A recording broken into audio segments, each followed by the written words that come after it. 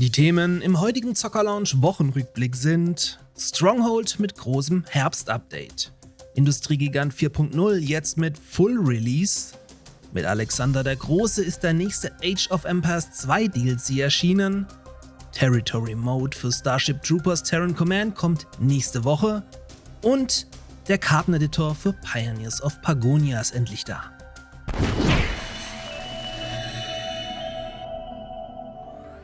Dieser Wochenrückblick wird euch auch diese Woche von meinem Partner Instant Gaming präsentiert. Bei Instant Gaming erhaltet ihr in der Regel alle Videospiele zum Teil deutlich günstiger als auf den Hauptplattformen und könnt so jede Menge Geld bei eurem liebsten Hobby sparen. Alle heute angesprochenen Spiele bekommt ihr bei Instant Gaming günstiger, dazu aber gleich noch mehr.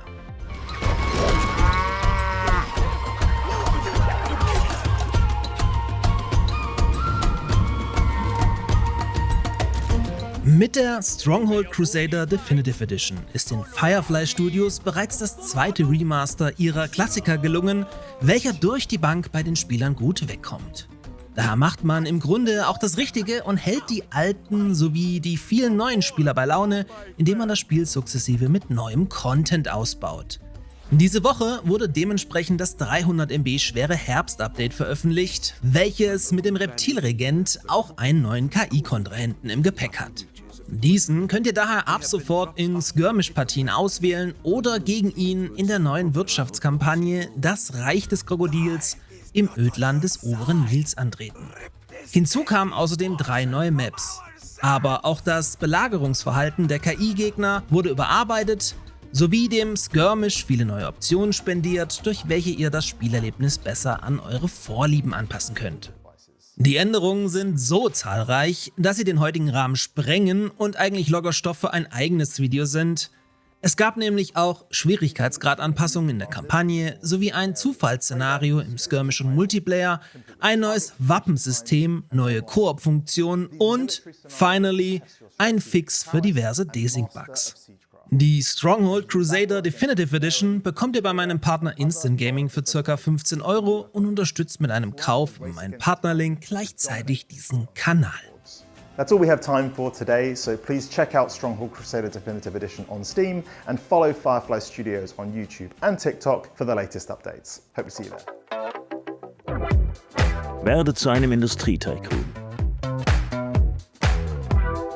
Erschaffe ein industrielles Imperium auf Karten mit einer Größe bis 144 Quadratkilometer. Nach schwacher Early Access Phase erreicht der Industriegigant 4.0 am 17. Oktober seinen 1.0 Release. Mit aber aktuell nur ca. 20 Spielern in Spitze laut SteamDB kann der Titel, welcher von der Deutschen Games-Förderung unterstützt wurde, wohl als krachender Flop bezeichnet werden, ist aber trotzdem ein Blick für Fans der Serie wert. Das vermeintlich letzte Update spendiert der Wirtschaftssimulation die Option, Zonenbeschränkungen zu deaktivieren und erweitert das Wirtschaftssystem um weitere 70 Ressourcen und Konsumgüter mit eigenen Produktionsketten. Des Weiteren wurde die Spielwelt auf 144 Quadratkilometer vergrößert und das Management general überholt.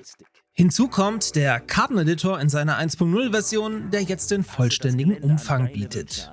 Wer sich dafür interessiert, bekommt auch den Industriegigant 4.0 bei Instant Gaming ab 21,50 €. Bist du der nächste Industriegigant?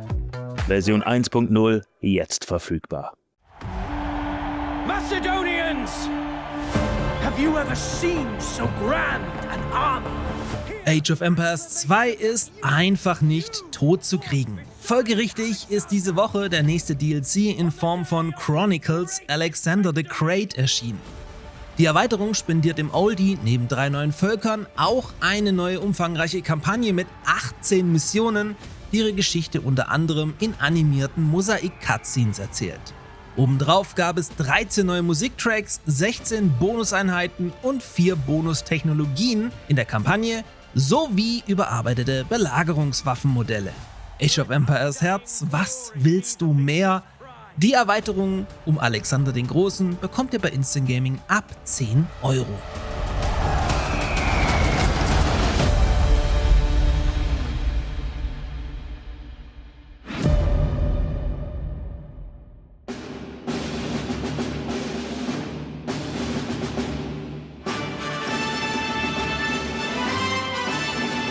Listen up, soldiers. A thrilling new challenge is coming to Starship Troopers Terran Command. Introducing Territory Mode, an exciting new way to experience the battlefield.